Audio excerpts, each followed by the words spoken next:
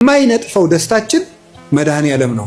የልቡናችን ደስታ፣ የነፍሳችን ረሃብ፣ ጥጋባችን፣ የልቡናችን ዘውድ፣ የሰውነታችን ትምክት እርሱ ክርስቶስ ነው።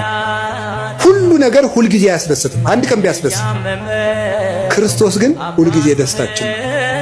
በልብስ ልደሰት ብትል ልብስን ወይ ሰዎች ይወስዱታል፣ ወይም የተሻለ ልብስ አሰፍተው የሚመጡ ሰዎች ያስቀኑና በአንተ ልብስ መደሰት ታቆማል።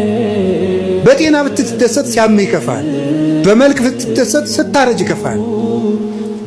በሚስታችሁ ብትደሰቱ ስትሞት ይከፋችኋል።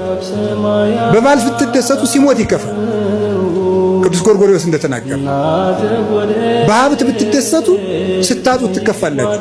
በሹመት ብትደሰቱ ስትሻሩ ይከፋችኋል። በክርስቶስ ብትደሰቱ ግን ማንም አይወስድባችሁ። እሱን ማን ይነጥቀናል? ሁሉ ይወሰዳል። የማይወሰድ ሀብት ክርስቶስ። ስለዚህ ቅዱስ ጳውሎስ ምን አለ? እላችኋለሁ በክርስቶስ ደስ ይበላችሁ። እላችኋለሁ በማን ደስ ይበላችሁ አለ? ደግሜ እላችኋለሁ በክርስቶስ ደስ ይበላችሁ።